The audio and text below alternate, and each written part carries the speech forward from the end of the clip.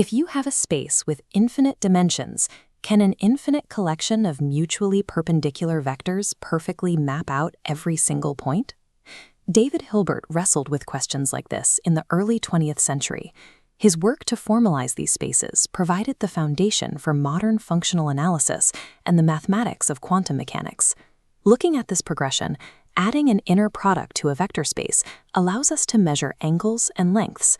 When that space is complete, meaning it contains the limits of all its sequences, we call it a Hilbert space.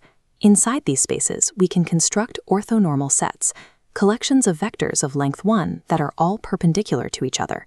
To see why being perpendicular is only the first step, consider this 3D coordinate system.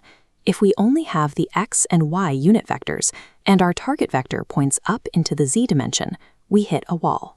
The x and y vectors map the shadow on the slat plane perfectly, but they cannot reach the target. They are blind to the z component. Just as a 3D space requires a third vector to eliminate that missing dimension, an infinite-dimensional Hilbert space needs a total orthonormal system to capture every possible vector without leaving anything behind. A total orthonormal set is defined as a set whose span is dense in the space. In infinite dimensions, this distinction is what separates a total set from a standard algebraic basis. While an algebraic basis relies on finite sums to reach a point, a total set uses the limits of infinite sums. It allows us to get infinitely close to any vector in the space, which is the definition of a dense span. This leads to Theorem 3.62, the totality theorem. It states that if a set is total, there is no non-zero vector that is orthogonal to every element in that set. Here, a non-zero vector sticks perpendicularly out of the plane representing our set. If a missing dimension existed, a non-zero vector could hide there, perpendicular to the rest of the set. But because the span of a total set is dense, there is no room for these orthogonal leftovers. The vector must shrink to zero. The theorem proves a total orthonormal set has absolutely no blind spots within the Hilbert space. We verify this using Theorem 3.63, or Parseval's relation.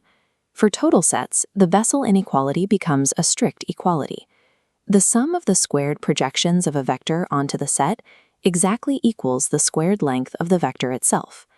Consider what it would mean for the physics of the space if this equation resulted in a less than sign instead of an exact equality. A strict inequality indicates a missing dimension. It shows that a portion of the vector's magnitude is in a direction the set cannot account for. Achieving Parseval's exact equality is the mathematical proof that an orthonormal set has captured the entire magnitude of every vector in the space. Theorem 3.6-4 connects this to the countability of the space. If a Hilbert space is separable, meaning it contains a countable dense subset, then every orthonormal set within it must also be countable. This is a geometric constraint. Because any two orthonormal vectors are a fixed distance apart, a separable space only has enough room to fit a countable number of non-overlapping spheres around them. This brings us to Theorem 3.6-5. It states that two Hilbert spaces are isomorphic if they share the same Hilbert dimension, the number of vectors in their total sets. Here, a space of continuous functions maps perfectly to a space of discrete sequences. This isomorphism proves every infinite-dimensional separable Hilbert space is structurally identical to the sequence space L squared.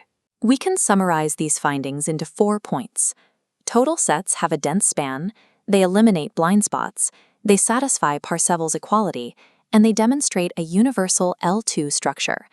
These results provide the criteria for representing periodic functions in Fourier series and calculating particle states in quantum mechanics. If these theorems helped you visualize the structure of Hilbert spaces, like this video and subscribe to the channel. Let us know in the comments which functional analysis chapter you want to see explained next.